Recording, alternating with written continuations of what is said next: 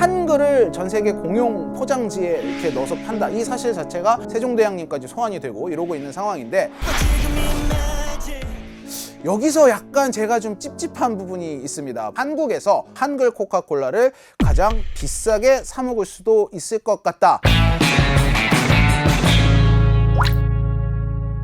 무슨 얘기든 이 집에서 들으면 더 맛있습니다. 귀에 빡빡히게 설명하는 귀의 빡종원입니다. 오늘 콜라 얘기 한번 해볼 거예요. 까만색 콜라. 죄송합니다. 네. 코카콜라가 올해로 138년이 됐다고 해요. 138년 코카콜라 역사상 특정 국가의 언어를 이렇게 박아서 파는 게 처음인데, 근데 그게 한글인 거예요. 굉장히 우리나라에서도 화제가 많이 됐었죠. 그래서 오늘 제가 직접 사전 예약 구매를 해서 사가지고 왔습니다.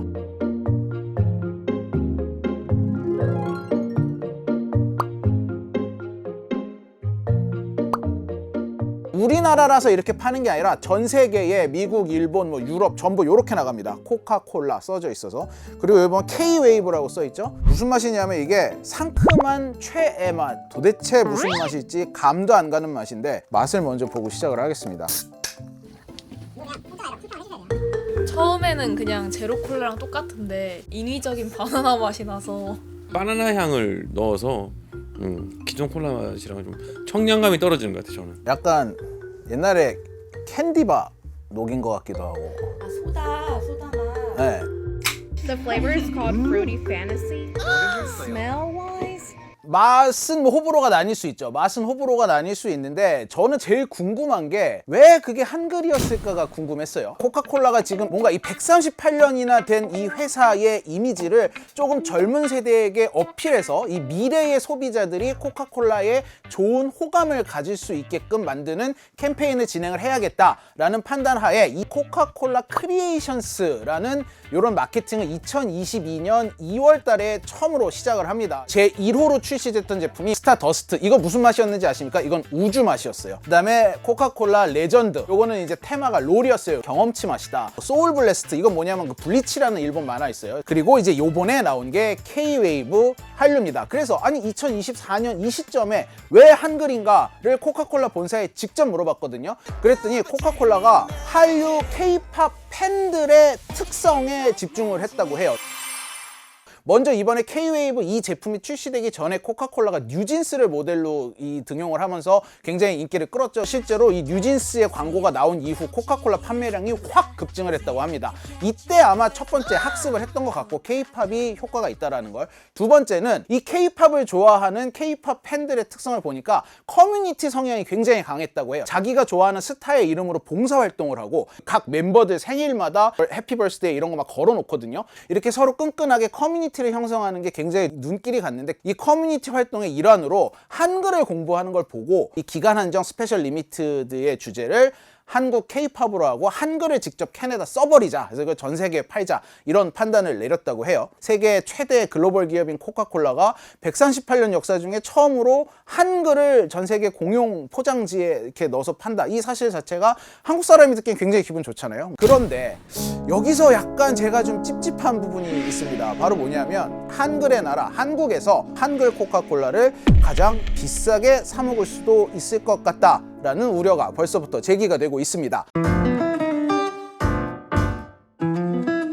지금 온라인에서 판매하는 이 K-웨이브 코카콜라 한정판은 제가 24캔짜리를 19,600원에 샀거든요. 그러니까 한 캔에 1,000원이 되지 않는 가격에 산 거예요. 자, 그런데 다른 나라에서 판매되는 것과 비교해도 이게 싼 걸까요? 제가 한번 다 찾아봤습니다. 원래는 이 한미일 3국을 비교해 보려고 했는데 미국은 일단 제외했어요. 왜냐하면 이번 이 K-웨이브 에디션이 미국에서는 온라인에서만 팔리고 있습니다. 그나마도 이 4팩을 되게 이쁜 포장지에 포장을 한 이른바 그 리미티드 에디션 한정판으로만 판매를 하면서 가격을 다른 콜라들보다 훨씬 비싸게 책정을 했어요. 일종의 뭐 스페셜 제품으로 판매가 비싸게 되다 보니까 이렇게 1대1 비교를 할 수 있는 상황은 아니다. 좀 아쉬운 점은 미국에서도 대중적으로 뭐 어느 마트에 가나 쫙 이렇게 이게 깔려가지고 다 팔리는 줄 알았는데 온라인에서 이렇게 스페셜 에디션으로만 팔린다. 그래서 좀 접근성이 생각보다는 떨어진다.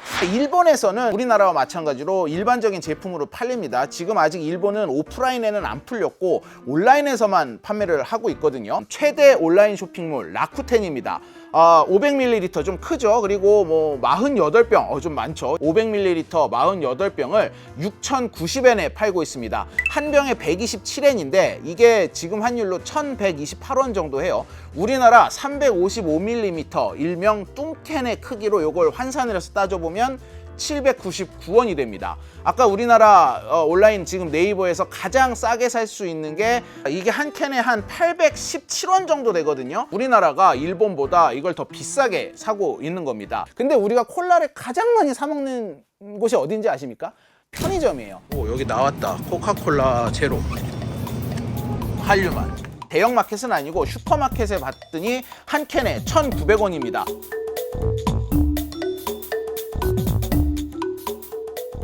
그냥 일반적인 코카콜라 가격은 어떨까요? 이거를 미국의 한 업체가 조사를 했는데 우리나라 코카콜라 가격이 전 세계에서 14위입니다. 굉장히 높은 거죠. 뭐 우리 위에 있는 나라들은 덴마크, 뭐 핀란드 이런 북유럽 국가 굉장히 물가 높은 나라죠. 아니면 영국, 일본 같은 경우는 0.91달러로 46위고요. 미국은 0.83달러로 51위입니다.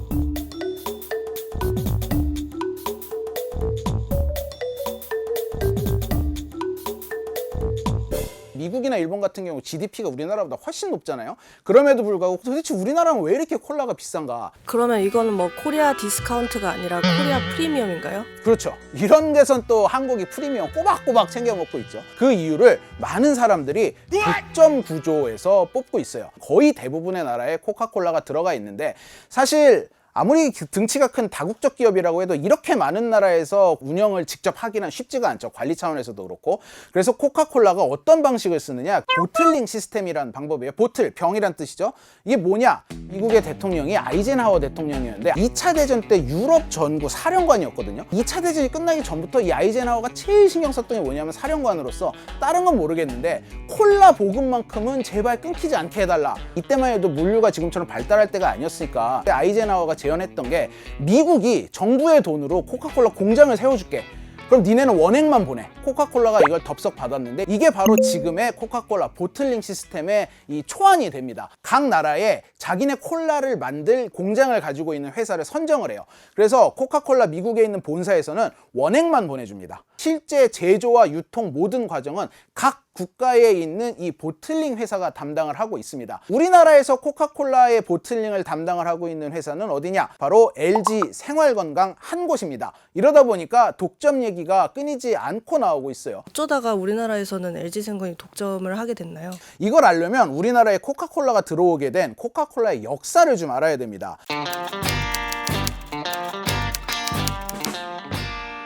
우리나라 사람들이 제일 먼저 이 코카콜라라는 시커먼 음료수를 본 게 몇 년도인지 아세요?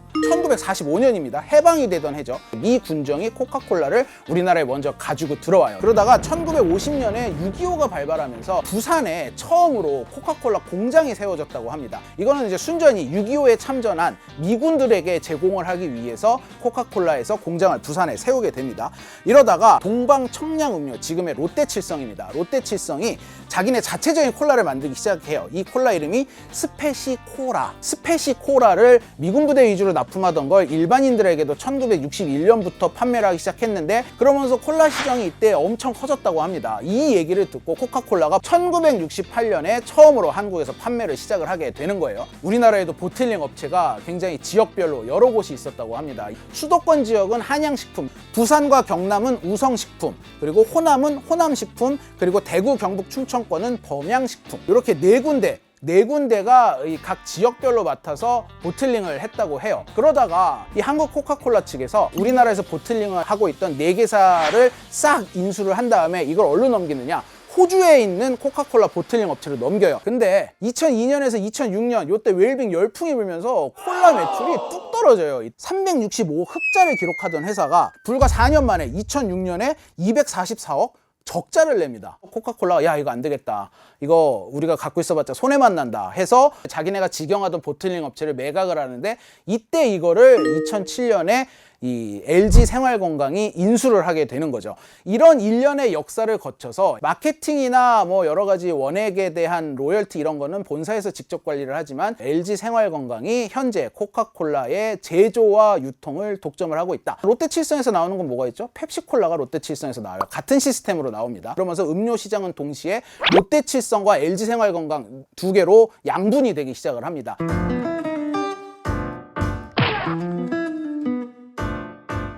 그러면 소비자 입장에서는 어쨌든 합리적인 가격에 다양한 라인업을 즐기려면 보틀링 업체가 하나가 아니라 여러 개인 게 더 이득이 아닌가요? 그렇죠. 훨씬 이득이죠. 대표적인 게 이 잭다니엘하고 코카콜라를 섞어 먹는 이른바 잭콕이 굉장히 유행을 했단 말이죠. 근데 제가 미국에 있을 때 마트에 가면 이거 내가 굳이 사서 섞어 먹을 필요 없이 그냥 잭콕을 팔아요. 기간 한정도 아니고 그냥 제품 라인 중에 하나입니다. 근데 우리나라에서는 뭐 구경도 못 했잖아요. 잭콕이 우리나라에 들어오지 않은 거에 대해서 굉장히 이 많은 분들이 분노를 하시더라고요. 왜 우리나라는 LG 생활건강이 독점을 해가지고 라고 하는데, 이거는 약간 LG 생활건강이 좀 억울한 측면이 있는데, 일단 첫 번째 마케팅과 이런 어떤 세일즈 전략은 코카콜라 한국 지사 여기서 담당을 해요. 이번 K-웨이브를 한국에 출시를 할까 말까를 결정한 것도 바로 이 한국 코카콜라에서 결정을 한 거고, 두 번째 LG 생활건강은 주류를 제조할 수 있는 라이센스와 이 주류를 유통할 수 있는 유통망이 없습니다 지금. 그러니까 오히려 펩시에서 이런 알코올이 들어간 제품을 나오기를 기다리는 게 더 빠르실 거다, 이런 말씀을 드립니다. 그럼 가격 그건 LG생건과 상관이 없는 건가요? 그래서 제가 요거를 LG 생활건강에 직접 물어봤어요. 원액을 어느 나라에 얼마에 파는지는 철저하게 코카콜라 본사가 비밀에 붙이고 있다고 해요. 그렇다면 원액 가격이 그렇게 크게 차이가 나지 않는다고 봤을 때 유통을 하고 제조를 할 때 들어가는 돈은 결국 LG 생활건강이 쓰는 돈이잖아요. 그래서 이 물가, 인건비, 어떤 뭐 여러 가지 공장 운영비, 그리고 유통망의 관리비 이런 걸 다 합쳐서 이 단가를 정한다고 해요. 그러니까 모든 다른 부대 비용을 합쳐가지고 가격을 산출해내는 건 LG 생활건강이란 말이죠.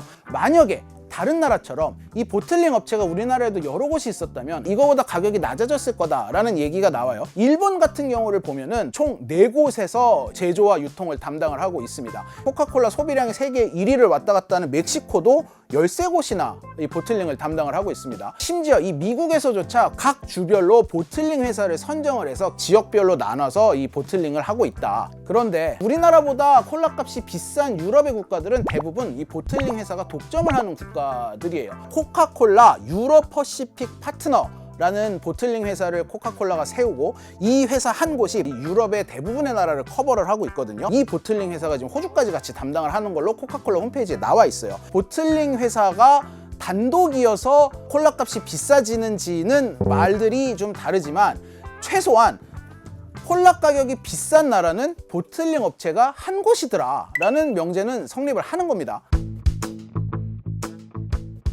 코카콜라가 유독 우리나라에만 이번에 새로 계약을 하면서 정말 이례적으로 10년을 보장을 해줬어요. 그런데 코카콜라가 좀 약간 이 어떤 가격 정책에 변화를 준 부분이 있어요. 새롭게 어떤 급부상을 하고 있는 이 제로 시장에서 이 펩시에서 펩시 제로 라임을 출시를 딱 하면서 펩시의 점유율이 미친 듯이 올라가기 시작을 합니다. 만년 2위였던 펩시가 2023년 1분기 아주 잠깐이지만 코카콜라를 펩시 제로 라임으로 뛰어넘어서 전체 시장 점유율 58.5%를 차지를 해버렸어요.